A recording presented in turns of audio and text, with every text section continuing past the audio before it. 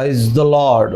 ప్రభునందు ప్రియమైనటువంటి దేవుని బిడలారా, ప్రభువైన యేసు క్రీస్తు వారి అతి శ్రేష్టమైన నామములో మీ అందరికీ శుభాభి వందనములు.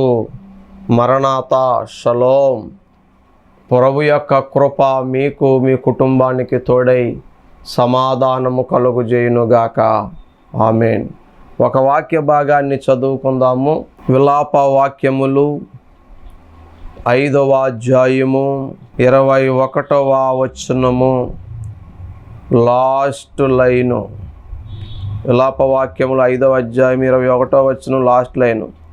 మా పూర్వస్థితి మరలా మాకు కలుగజేయుము. చిన్న ప్రార్థన చేసుకుందాము. పరిశుద్ధుడా, ప్రేమ స్వరూపి, నీకు వందనాలు. మంచి దేవుడా, మంచి బోధకుడా, నీకు వందనాలు. జుంటే తేనె దారుల కన్నా మధురమైన నీ మాటలు చేత గాయపడిన హృదయాలని కట్టండి నాయన. కృంగిన బ్రతుకులను ఆదరించండి. కన్నీటి జీవితాలని ఓదార్చండి. నలిగిన హృదయాన్ని బలపరచండి. ఈరోజు కూడా వాక్యము ద్వారా నీ బిడ్డలతో మాట్లాడుమని, ఈ దిన సేవకుడుకున్న సమస్త బలహీనతలు తొలగించి నూతన బలమిమ్మని, శరీరాన్ని స్వరాన్ని బలపరచుమని, నీ అభిషేకముతో నింపుమని యేసు నామమున ప్రార్థిస్తున్నాము తండ్రి. ఆమేన్. ప్రభునందు ప్రియమైనటువంటి దేవుని పిల్లలారా, ఈ వాక్యము వింటూ అనుకోకుండా ఎన్నో ఛానల్ మార్చుకుంటూ యూట్యూబ్లో ఏవేవో చూసుకుంటూ ఈ వాక్యం వింటున్నావు కదా. ఇప్పుడు ఈరోజు దేవుడు నీతోనే మాట్లాడుతున్నాడు. చాలా నిరాశలో ఉన్నావు నీవు, చాలా బాధలలో ఉన్నావు నీవు, చాలా నలిగిపోతున్నావు నీవు. మనశ్శాంతి లేదు నీకు, నెమ్మది లేదు నీకు, ఆదరించేవారు లేరు నీకు, ప్రేమించేవారు లేరు నీకు. ఎందుకంటే ఈరోజు సమస్తము కోల్పోయి ఒంటరైపోయావు. జీవితంలో ఓడిపోయి ఎన్నో నిందలు మోస్తూ ఉన్నావు. ఆరోగ్యం కోల్పోయి నలిగిపోతున్నావు. ఈరోజు నాకు మరలా దేవుడు పూర్వ వైభవం ఇవ్వగలడా? నేను కోల్పోయినది ఇవ్వగలడా? మరలా నా జీవితములో మంచి రోజులు నేను చూడగలనా అని ఆశతో ఎదురు చూస్తూ ఉన్నావు కదా బిడ్డ. నా బ్రతుకు ఇంతేనా? నా బ్రతుకుని ఇంకెవరు మార్చలేరా? అయ్యో, నేను చేసిన పొరపాటుకి ఎంత పని జరిగింది. జరిగిపోయిన పొరపాటుని ఎవరు క్షమించట్లేదేంటి? నీకు ఇంతేనా నా బ్రతుకని ఏడుస్తున్నావా? ఈరోజు ఏం కోల్పోయావు నువ్వు? భర్తను కోల్పోయావా? బిడ్డను కోల్పోయావా? ఆరోగ్యం కోల్పోయావా? బంధుత్వాన్ని కోల్పోయావా? తోబుట్టులను కోల్పోయావా? ఈరోజు సమస్తము కోల్పోయి నరకబడిన చెట్టులాగా నీ జీవితం మారిపోయిందా? ఎడారి బ్రతుకైపోయిందా? అరణ్య రోదన అయిపోయిందా? ప్రేమించేవారు లేక, ఆదరించేవారు లేక, అర్థం చేసుకునేవారు లేక ఈరోజు నేను ఎవరి కోసం బ్రతకాలి, ఎందుకోసం బ్రతకాలి అని ఒక నిరాశతో, ఒక నిస్పృహతో చెడ్డ మార్గాల్లోకి వెళ్ళిపోయావు కదా. వ్యసనాలు పాలైపోయావు కదా. మంచిగా ఉండే నీవు, చాలా నీతిగా బ్రతికే నీవు, యథార్థంగా బ్రతికే నీవు, రకరకాల పరిస్థితులను బట్టి నీ మనస్సు మారిపోయింది కదా. నీ అలవాట్లు మారిపోయాయి కదా. ఈరోజు నీ జీవితం ఒక గమ్యము లేని జీవితం అయిపోయింది కదా. ఏంటి నా బ్రతుకు ఎలాగైపోయింది? ఇంకా నా బ్రతుకు ఇంతేనా అని ఏడుస్తూ ఉన్నావా? బిడ్డా, నీ జీవితంలో మరలా నూతన జీవాన్ని ఇవ్వడానికి యేసు ప్రభు వచ్చాడు. నీ పరిస్థితులను మార్చగలిగిన వాడు యేసు ప్రభు. పాడైపోయిన నీ బ్రతుకును బాగు చేయగలిగిన వాడు యేసు ప్రభు. పాడైపోయిన నీ కుటుంబ ప్రాకారాలు మరలా కట్టగలిగిన వాడు యేసు ప్రభు. నువ్వు కోల్పోయిన ఆరోగ్యాన్ని మరలా ఇవ్వగలిగిన వాడు యేసు ప్రభు. తెగిపోయిన నీ కాపురాన్ని, బంధాల్ని మరలా కట్టి నిలబెట్టగలిగిన వాడు యేసు ప్రభు. సర్వము నాశనమైపోయిన నీ బిడ్డల జీవితాన్ని మార్చి మరలా గనులుగా మార్చగలిగిన వాడు యేసు ప్రభు. పాస్టర్ గారు, మీరు చెప్పినంత ఈజీగా మా జీవితాలు లేవండి, అయిపోయింది ఇంకంతా, చావే శరణ్యం అనుకుంటున్నామండి, ఇది ఎలా సాధ్యమండి అంటారా? నా దేవుడికి సాధ్యమే. బైబిల్లో ఒక సందర్భాన్ని మీకు చూపిస్తాను రండి. యెహెజ్కేలు గ్రంథము 37వ అధ్యాయము నేను చదువుతూ ఉన్నాను చూడండి. యెహెజ్కేలు గ్రంథం 37వ అధ్యాయము మొదటి నుంచి ధ్యానం చేద్దాము.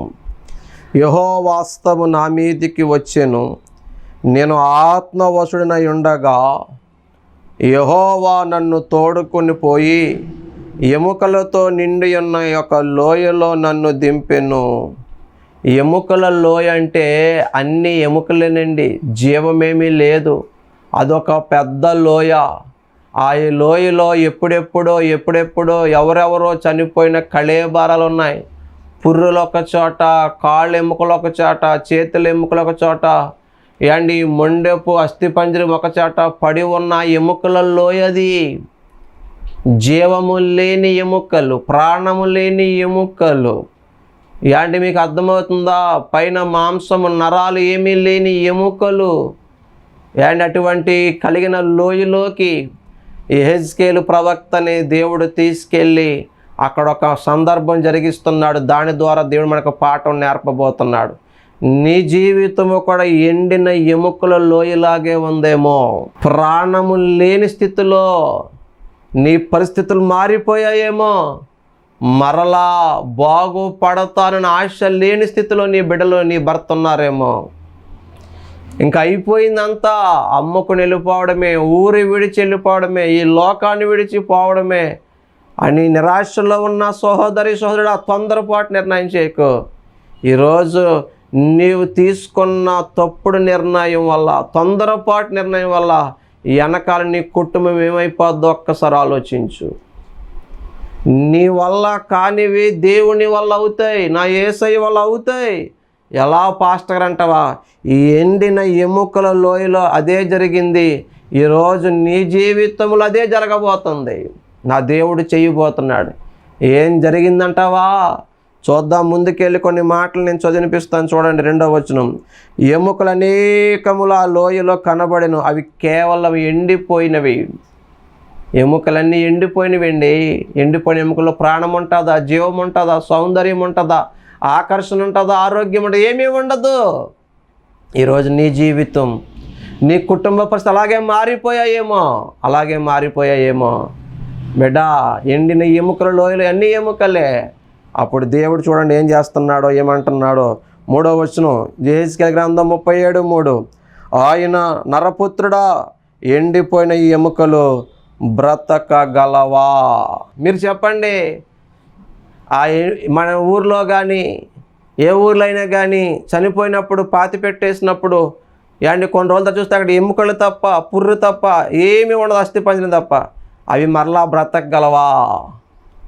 మన అంచనాల ప్రకారం, మనకు తెలిసినంత ప్రకారం అవి బ్రతకలేవు. కానీ దేవుడు ఇక్కడ అద్భుతం చేయబోతున్నాడు. ఆ అద్భుతమే నీ జీవితంలో మరొక రూపంలో చేయబోతున్నాడు నా యేసయ్య.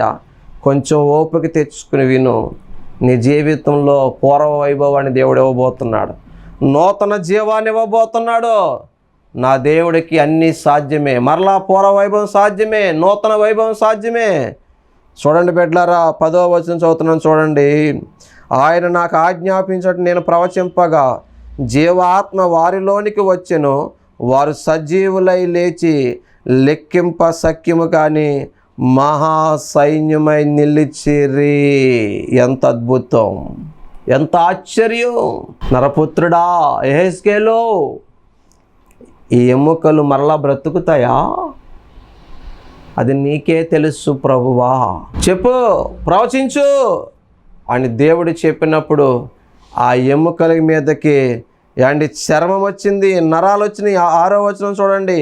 చర్మము కప్పి మీకు నరములనిచ్చి మీ మీద మాంసం పొదిగి చర్మం మీ మీద కప్పెదెను, మీలో జీవాత్మనుంచగా మీరు బ్రతుకుదురు.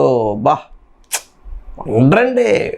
యేసు ప్రభు ఆశ్చర్యకరుడు బాబు, అద్భుత దేవుడు, మహాదేవుడు అండి, ఘనకార్యాలు చేసే దేవుడు. ఎండిన ఎముకలకి మరలా నరాలు, చర్మాలు, జీవాత్మ, ప్రాణము వచ్చి అవన్నీ మహాసైన్యమై నిలిచే. అబ్బా గొప్ప దేవుడు, దేవునికి మహిమ కలుగునుగాక. ఎండిన ఎముకల్లోకి జీవం రప్పించిన దేవుడికి నీ పరిస్థితిని మార్చలేడా? నీ బిడ్డలను మార్చలేడా? నీ భర్తను మార్చలేడా? నీ కుటుంబాన్ని కట్టలేడా? దా నువ్వు అనుకుంటున్నావు ఇంక అంతే అయిపోయిందని. లేదు లేదు లేదు. ఆయన ఎడారిలో సైతం నదులు ప్రవహింపచేయగలిగిన యేసు ప్రభు మనకున్నాడు. అరణ్యములో నీటి ఓటలు పుట్టించి అరణ్యాన్ని నీటి మడుగుగా మార్చగలిగిన వాడు యేసు ప్రభు. మారా నీళ్ళు మధురముగా మార్చిన వాడు యేసు ప్రభు. నీళ్లను మధురమైన ద్రాక్షారసంగా మార్చిన వాడు యేసు ప్రభు. మృతులను సజీవులుగా చేసిన వాడు యేసు ప్రభు. నీకు అసాధ్యమని, నీ వల్ల కాదని, ఇంక ఎవరి వల్ల కాదని నువ్వు అనుకోవడంలో తప్పేమీ లేదేమో, కానీ దేవునికి సమస్తము సాధ్యమే. ఎండిన ఎముకలకి ఏముంటుందండి? ఏమి ఉండదు. కానీ మరలా మహాసైన్యముగా మార్చిన దేవుడికి ఒంటరైపోయిన నిన్ను ఒక సైన్యముగా మార్చలేడా? ఓడిపోయిన నిన్ను దేవుడు గెలిపించలేడా? గెలిపించగలడు. ఈరోజు నువ్వు లైఫ్లో ఓడిపోయావా? స్టడీలో ఓడిపోయావా? ఉద్యోగ ప్రయత్నాల్లో ఓడిపోయావా? ఆరోగ్యంలో బలహీనుడువని, ఆడబిడ్డవని, చదువు అబ్బలేదని నీకు తిండి దండగా అంటున్నారా? నీకు పుస్తకాలు దండగా అంటున్నారా? నువ్వు వేస్ట్ రా అంటున్నారా? పెళ్లి చేసి పంపిస్తే మాకు దరిద్రం వదిలిపోద్దని ఎన్నో మాటలు నీ గురించి మాట్లాడుకుంటున్నారా? బిడ్డ, నువ్వు రాసి పెట్టుకో, గుర్తు పెట్టుకో. నువ్వు నిజంగా యేసు ప్రభు దగ్గరికి రాగలిగితే, ప్రార్థన చేయగలిగితే, ఈరోజు నువ్వెక్కడ అవమానించబడుతున్నావో, నువ్వెక్కడ తృణీకరించబడుతున్నావో, ఎక్కడ నిన్ను వేస్ట్ అంటున్నారో, ఏ నోళ్ళు నిన్ను గాయపరుస్తున్నాయో, అక్కడే నా దేవుడు నిన్ను బెస్ట్గా మారుస్తాడు. అక్కడే నిన్ను గొప్పగా నిలబెడతాడు. ఓడిన చోటే గెలిపిస్తాడు. ఒక ఓటమితో జీవితం అయిపోయినట్టు కాదు బిడ్డ. ఓ సబ్జెక్టులో ఫెయిల్ అయిపోయావని, ఓ సంవత్సరం ఓడిపోయావని జీవితం అంతా అయిపోయిందని కాదు. నువ్వు చరిత్రను బాగా అధ్యయనం చేస్తే గొప్ప గొప్ప వాళ్ళందరూ జీవితంలో ఒకసారి, రెండుసార్లు, పలుమార్లు ఓడిపోయిన వాళ్ళే తర్వాత ప్రపంచాన్ని తలకిందులు చేసే కార్యాలు చేశారు. రాజ్యాలను ఏలారు, గనులయ్యారు, గొప్పవారయ్యారు. అబ్రహాం లింకన్ కూడా తన జీవితం ఎన్నో మార్లు ఓడిపోయాడు. కానీ నా దేవుడు మరలా ఆ ఓడిన దేశంలోనే ఆ అమెరికా దేశానికి అధ్యక్షుడిని చేశాడు. ఒక్కసారి ఓడిపోయాను కదా అని విరమించలేదు. మరలా ప్రయత్నించాడు. లే, నిలబడు, ప్రయత్నించు, పోరాడు.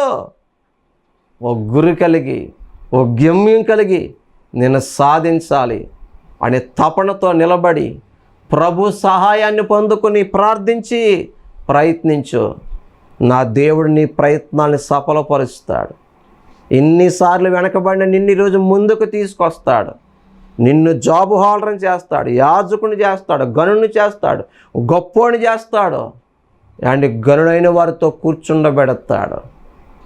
కృంగిన స్థితిలో ఉన్నావా బిడ్డలే? పడిపోయిన స్థితిలో ఉన్నావాళ్ళే? మనుషులు ఎప్పుడు బాధ పెడుతూనే ఉంటారు. వాళ్ళు నిన్ను ప్రోత్సహించరు. మనుషులు ఎప్పుడు నిన్ను ప్రోత్సహించరు, నిరాశపరుస్తూ ఉంటారు. నువ్వేం చేసినా ఏదో అంటూ ఉంటారు, అందులో లోపాలు వెతుకుతూ ఉంటారు. మనుషుల మాటలు విని కృంగిపోతున్నావు నువ్వు.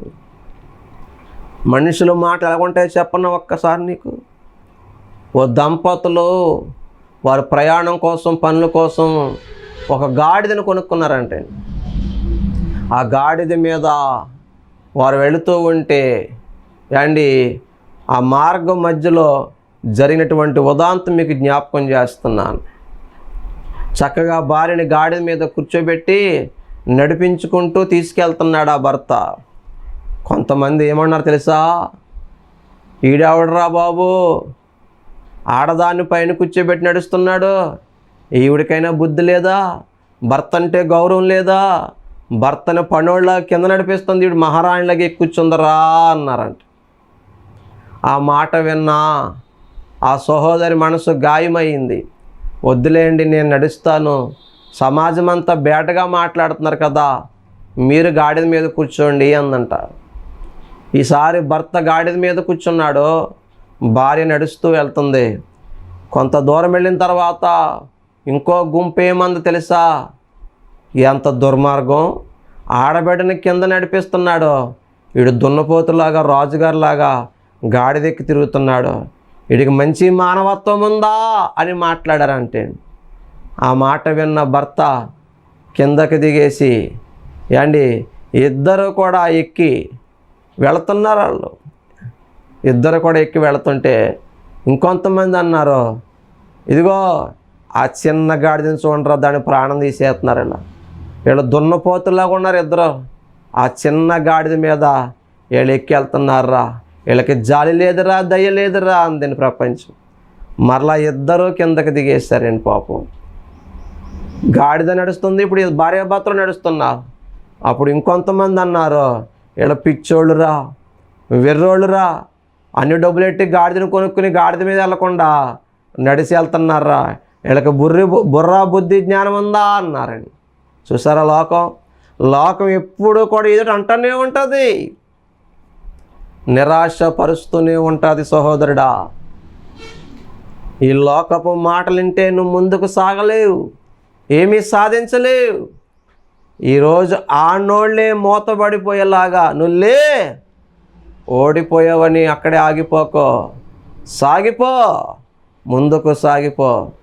నా దేవుడు నిన్ను మరలా నిలబెడతాడు, నిన్ను గొప్ప చేస్తాడు, నీ పరిస్థితులు మార్చగలడు.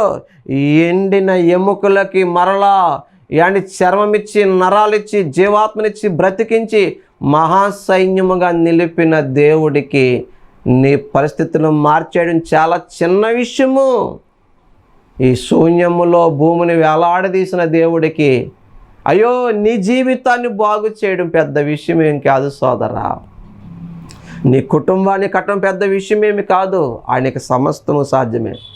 నువ్వు అనుకున్నవేమో మరలా పూర్వమేమి వస్తుందా, మరలా నూతన జీవం వస్తుందా, నా బ్రతుకు బాగుపడుతుందా, నాకు స్వస్థత వస్తుందా, నాకు సంతానం కలుగుతుందా, నాకు పెళ్ళి అవుతుందా, నాకు ఉద్యోగం వస్తుందా, ఇప్పటికే ఎన్నో ప్రయత్నాలు చేశాను విఫలమయ్యానని బాధపడుతున్నావేమో. ఎన్నిసార్లు ఓడిపోయినా పర్వాలేదు, ఒక్కసారి యేసయ్య సహాయంతో ప్రయత్నించు, ఒక్కసారి ప్రభు దగ్గరికి వచ్చి ప్రార్థించు, నీ పరిస్థితులన్నీ మారిపోతాయి. యెహెజ్కేలు ప్రవచించగా ఎముకలన్నీ కూడా మహాసైన్యంగా మారిపోయినట్లు బిడ్డ నువ్వు ప్రార్థన చేస్తే నా దేవుడు నీ పరిస్థితులను కూడా మార్చేస్తాడు, నీ స్థితిగతులన్నీ మార్చేస్తాడు. ఈరోజు బ్రతికి ఉన్నానన్న పేరు మాత్రమే ఉంది కానీ చాలా నిర్జీవత్సవంలాగా నిరాశ ఊబిలో ఉన్నావు, నిరీక్షణ లేని స్థితిలో ఉన్నావు, ఏడుస్తున్నావు, నలిగిపోతున్నావు, కృంగిపోతున్నావు, అవమానాలు గుండా వెళుతున్నావు. ఇంతకొచ్చిన బ్రతుకు ఎలా చనిపోవాలి, ఎక్కడికి పారిపోవాలి, ఏ ఊరు వెళ్ళిపోవాలి? ఇక్కడ బ్రతకలేకపోతున్నాం, ఈ మనుషుల మధ్య, ఈ ఊరిలో బ్రతకలేకపోతున్నాం. ఇటువంటి అర్థం చేసుకున్న మనుషుల మధ్య ఎందుకు ఉండాలి, ఎవరో పట్టించుకుని ఇటువంటి బంధువుల మధ్య ఎందుకు ఉండాలని నువ్వు బాధపడుతున్నావు కదా. సోదరా, సహోదరి, నువ్వు ఎక్కడికి వెళ్ళిన ఇటువంటి మనుషుల్ని జీవితంలో ఎదురవుతూనే ఉంటారు. నువ్వు ఆఫీసులో ఉన్న అక్కడ ఉంటారు అసూయపరులు, నీకు ప్రమోషన్ వస్తే వారం లేని అక్కడ ఉంటారు, నువ్వు ఏ ఊరు వెళ్ళినా ఎదుగుతుంటే వారం వెళ్ళిన ఎక్కడా ఉంటారు. నీ బిడ్డల బ్రతుకులు బాగుపడుతుంటే ఏడ్చేవాళ్ళు ఎక్కడైనా ఉంటారు. మనుషుల వైపు చూస్తే నీకు నిరాశ కలుగుతుంది. ఎక్కడ ఓడిపోయావు అక్కడే నిలబడు, అక్కడే ప్రయత్నించు, అక్కడే పోరాడు, ప్రార్థించు, ప్రభు సహాయాన్ని వేడుకో. నువ్వు మునుపెన్నడూ చూడని కార్యాలు నా దేవుడు చేస్తాడు. ఈ ప్రపంచమే ఆశ్చర్యపోయే రీతిలో నా దేవుడు నిలబెడతాడు. అండ్ ఎండి ఎముకలు బ్రతకడం సాధ్యమంటారా? ఎక్కడైనా చూసారా ఈ కార్యం మీరు? ప్రియమైన దేవుని బిడ్డలారా, ఇవి మనుషులకు అసాధ్యములు, కానీ దేవుడికి సమస్తము సాధ్యమే. ఈరోజు ఒకవేళ తొందరపాటు నిర్ణయాలతో ఉన్నావేమో, ఇంకా అయిపోయిందండి మా బ్రతుకు, ఇంతేనండి మా బ్రతుకు, మేము ఏనాడో చేసుకున్న పాపమండి ఇది, మా బ్రతుకు ఈరోజు మేలు చేసి కీడు అనుభవిస్తున్నామండి, ఉపకారం చేసి అపకారం అనుభవిస్తున్నామండి, ఈ మనుషుల మధ్య మేము ఉండలేమండి, బ్రతకలేమండి అని నువ్వు అనుకుంటున్నావా? ఉద్యోగ ప్రయత్నాలు చేసి ఇంకా నా వల్ల కాదు, నా చదువు అంతా వేస్టే, ఇంకా నాకు ఉద్యోగం రాదు అని నిరాశలో ఉన్నావా? ఇదిగో ఇంకా నాకు పెళ్ళి కాదు, ఇప్పటికే చాలా సంబంధాలు చూసి వెళ్ళిపోయారు. అయ్యో నేను ఎందుకో ఎవరికి నచ్చట్లేదు, నాకు అందము లేదే, ఇదిగో మాకు ఆస్తి లేదే, మంచి పొజిషన్ లేదే, నా బ్రతికింతే అని ఏడుస్తున్నావా సహోదరి? లేదా పెళ్ళయింది కానీ పిల్లలు లేరని నీ పుట్టింట్లో, నీ అత్తింట్లో, నీ ఊరిలో, నీ సమాజంలో అందరూ చిన్న చూపు చూస్తున్నారా? పిల్లలు లేని నిన్ను గొడ్రాలా అంటున్నారా? గొడ్డు మోద్దానా అంటున్నారా? ఏండి దరిద్రం అంటున్నారా? నీ ముఖం చూస్తే మా ఇంట్లో దరిద్రంలాగా అడుగు పెట్టామంటున్నారా? మీ అత్తమామలో నీ భర్తే నిన్ను బాధిస్తున్నాడా? ఎన్నోసార్లు అనుకుంటున్నావు కదా, నా బ్రతికేంటి ఇలాగ అయిపోయింది, పిల్లలు పుట్టినంత మాత్రాన నేనేం పాపం చేశాను, నా చేతిలో లేదు కదా అని ఏడుస్తూ ఉన్నావా? ఈరోజు పిల్లలు పుట్టలేదని ఇంకా జీవితమే లేదనుకుంటున్నావా? రే దేవుని బిడ్డ, ఈ వాక్యం చెప్తున్నా, నాకు పిల్లలు లేరు, ఎన్నో నిందలు అనుభవించాను, ఎన్నో అవమానాలు అనుభవించాము, ఎన్నో మాటలు అన్నారు నన్ను, నా భార్యని. మేము ప్రభు దగ్గరికి వెళ్ళాం, యేసు దగ్గర ప్రార్థన చేశాం, ఈరోజు 2 మగబిడ్డలను ఇచ్చాడు దేవుడు నాకు. కాబట్టి నీ జీవితంలో కూడా గర్భఫలం ఇవ్వగలడు ఆయన. శారాకు పిల్లలు లేనప్పుడు, గర్భమే రాదని తెలిసినప్పుడు, మృతతుల్యమైపోయినప్పుడు గర్భం, స్త్రీధర్మం నిలిచిపోయినప్పుడు కూడా దేవుడు అద్భుతం చేసి శారాకి పిల్లల్ని ఇవ్వలేదా? ఎలిజబెత్కి పిల్లల్ని ఇవ్వలేదా? అన్నాకు పిల్లల్ని ఇవ్వలేదా? ఇస్తాడు. ఈరోజు ఏ మనుషులైతే నిన్ను దరిద్రపు గొట్టిదానా అంటున్నారో, ఆ ఇంట్లో నిన్ను ఒక మహారాణిగా నిలబెడతాడు, సంతుగల ఇల్లాలుగా మారుస్తాడు. నా దేవుడికి సాధ్యమే. ఒకవేళ డాక్టర్లు అన్నారేమో బిడ్డ ఇంకా నీకు పిల్లలు పుట్టరు, ఒకవేళ నీ భర్త నిన్ను వదిలేద్దామనుకున్నాడేమో, ఒక మాట చెప్పనా, ఈ లోకంలో అందరూ నిన్ను విడిచిపెట్టినా, ఈ లోకంలో అందరూ నిన్ను మరిచిపోయినా, మనుషుల ప్రేమలు మారిపోయినా, నా దేవుడు నిన్ను ప్రేమిస్తున్నాడు. ఈరోజు ఏది లేదని నువ్వు బాధపడుతున్నావో, ఏమీ లేవని నీ అన్నవాళ్ళు నిన్ను పక్కన పెట్టేస్తారో, ఏది లేదని నిన్ను తృణీకరిస్తున్నారో, హేళన చేస్తున్నారో, గేలి చేస్తున్నారో, దేవుడు వారందరూ ఆశ్చర్యపోయే రీతిలో ఒక అద్భుతం చేయబోతున్నాడు. నువ్వు కోల్పోయినవి దేవుడు తిరిగి ఇవ్వబోతున్నాడు. ఇంకా నా జీవితంలో ఇది రాదు అనుకున్నది దేవుడు ఇవ్వబోతున్నాడు. ఇంకా ఇది జరగదు అన్నది దేవుడు జరిగించబోతున్నాడు. ఈ ఎండిన ఎముకల లోయలో చేసిన అద్భుతం, ఇదిగో అక్కడ ఒక జీవాన్నిచ్చి, జీవాత్మనిచ్చి, చర్మాన్నిచ్చి, నరాలిచ్చి, ఆకారం ఇచ్చి ఒక మహాసైన్యముగా మార్చిన దేవుడు నేటికి సజీవుడుగా ఉన్నాడు. అతడే నజరేయుడైన యేసు. సమాధి గుండెని చీల్చి, మరణాన్ని గెలిచి, సాతాన్ని గెలిచి, చావునే చంపి, చావుకే చావును చూపించి, మరణమా నీ ముల్లెక్కడ, మరణమా నీ విజయం ఎక్కడని సావుకే సవాలు చేసి మృత్యుంజయుడే తిరిగి లేచిన వాడు. నీ జీవితాన్ని అద్భుతంగా మార్చగలడు. మరణాన్ని గెలిచిన వాడికి అసాధ్యమైనది ఏముందండి? సృష్టికర్త అనే దేవుడికి అసాధ్యమైనది ఏముందండి? నువ్వు నమ్మగలిగితే, నీ పాపాలు ఒప్పుకొని విడిచి ప్రార్థించగలిగితే, నువ్వు ఇప్పుడైనా దేవుని వైపుకి తిరగగలిగితే, ఆయన వద్దకు రాగలిగితే, ఎండిన ఎముకల లోయలాగా ఉన్న నీ జీవితంలో దేవుడు గొప్ప కార్యాలు చేయబోతున్నాడు. నువ్వు చూడబోతున్నావు.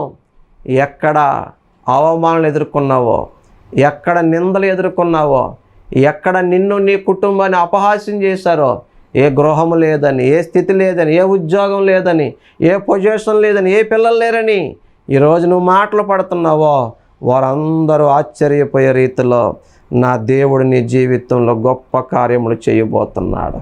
ఊహించని కార్యాలు చేయబోతున్నాడు. నా తండ్రికి అన్నీ సాధ్యమే. ఆయనకు అసాధ్యమైనది ఏది లేదు. ఎండిన ఎముకల్ని మహాసైన్యముగా మలచినట్టు ఇదిగో ఒంటరైన నిన్ను వేల మందిగా మార్చబోతున్నాడు. బైబిల్లో చక్కని మాట ఉంటుంది, వారిలో ఒంటరైన వాడు 1000 మంది అగును, ఎన్నిక లేని వారు బలమైన జనమగును. ఈరోజు నువ్వు ఒంటరి వాడివేమో, ఒంటరి దానివేమో, ఓడిపోయావేమో, వెనకబడిపోయావేమో, నలిగిపోయి కృంగిపోయి విసిగి వేసారిపోయి అరణ్య రోదన అయిపోయిందేమో, ఎండిన ఎముకల లోయలాగా నీ పరిస్థితి ఉందేమో. దేవుడు నీకు పూర్వ వైభవం ఇవ్వబోతున్నాడు. నీకు మరలా క్షేమస్థితిని ఇవ్వబోతున్నాడు. నూతన జీవాన్ని ఇవ్వబోతున్నాడు. నీకు ఉద్యోగం ఇవ్వబోతున్నాడు. ఇదిగో నిన్ను గెలిపించబోతున్నాడు. నీ పరిస్థితులన్నీ మార్చేయబోతున్నాడు. మబ్బు తొలగిపోయినట్లు నీతిశ్వరుడు కాంతి కిరణాలు నీ మీద ప్రకాశించబోతున్నాయి. నీకు సమాధానం ఇవ్వబోతున్నాడు, సత్తు ఇవ్వబోతున్నాడు, స్వస్థత ఇవ్వబోతున్నాడు. ఆయనకి సాధ్యమే. నీవు నమ్మగలిగితే, నువ్వు ప్రార్థించగలిగితే, ప్రభువును వేడుకోగలిగితే నా దేవుడు ఇప్పుడే కార్యం చేస్తాడు. ఆలస్యం ఎందుకు సోదరి సహోదరుడా? ప్రార్థన చేద్దామా? మోకరించు ప్రార్థన చేద్దాం.